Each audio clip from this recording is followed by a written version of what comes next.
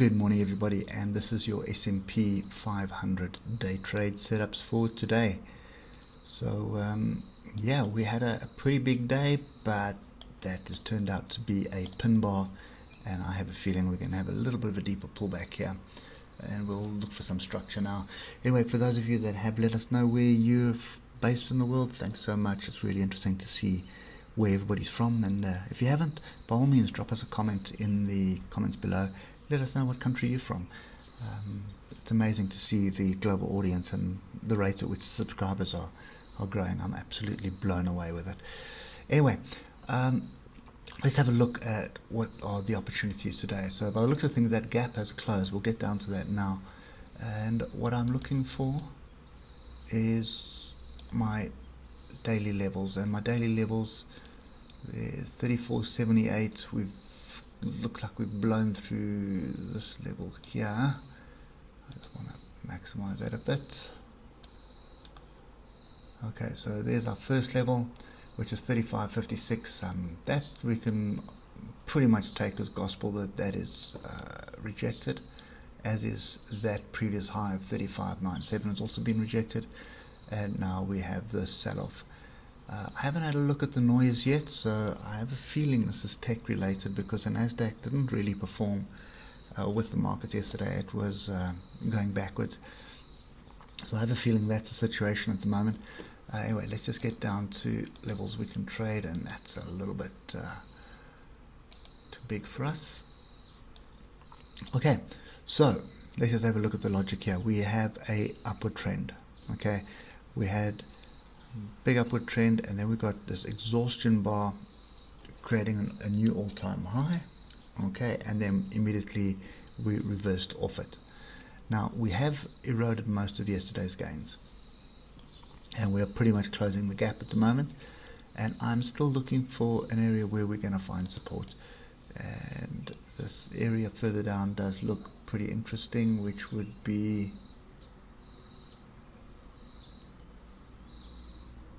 3,400. Okay, so 3,400, just go to the 8 hour here. 3,400, which is this one here. That's 34.78, 34.17, back at that 3,400 area. So that would make sense, because we haven't really we've broken through the 3,400 area, but we haven't really come back to test it, and it has played a major role in most of our price action over the last couple of weeks. So that would make sense, fairly big level.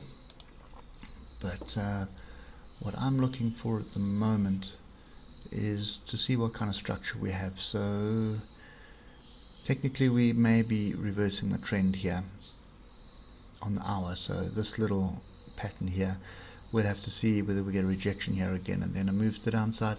Not the trend, the direction I want to be trading in. I'm looking for opportunity to buy. There is an opportunity right where we are now at the gap, but we'll have to wait and see how long we can hold this at the European Open. So that's the one thing. The second thing that we do have is we are at a trend line at the moment. I'm going to leave that trend line in it like that. So lots of opportunity here to be looking for a buying opportunity.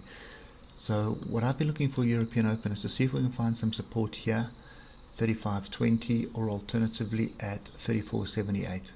Okay, just bear in mind one thing.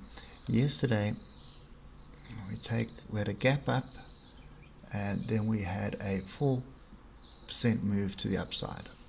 Okay, 4.35% move to the upside. Since then, we've now had a 4.35% move to the downside. Okay, last time that was happening was back in March over here, where you had these big, massive days, and you can see you had 12% moves in one or two of the days. Okay, so that is the volatility that we have at the moment. Volatility is here, so you need to be really patient, really cautious, and look for opportunities as they arise. Okay, so for me, I want to see a fractal form similar to something like this, and then I want to see a break of that fractal to the upside before I start looking for a trade to the long side. Okay, and a little bit reluctant to be looking at shorts here, just purely because we have the underlying trend is up at the moment. Okay, I mean that's clear as mud. It's running to the upside. It is up. You're looking for pullback onto breakouts. There's lots of breakouts here. We've got, in fact, let's just get rid of that one for now. So there are the two breakouts that we're looking at the moment. Okay, so and the logical one for me is this one down here at 34.78. That does look like it's a little bit more robust than the one that we're at the moment, which is 35.19 or 35.20. Okay, so those are the two areas that I'm looking at the moment. My plan would be to watch them on the 15 minutes to see if I start seeing a turn. Remember, I'm not looking for that during the Asian session, so I want Europe to be open before I start looking at that, and then we can bounce off this area. Here's another little gap just below here, probably on the 5-minute chart more than anything else. You can see there's a little gap over there, and there's another one down here as well. So just if we just put some logic into all of this,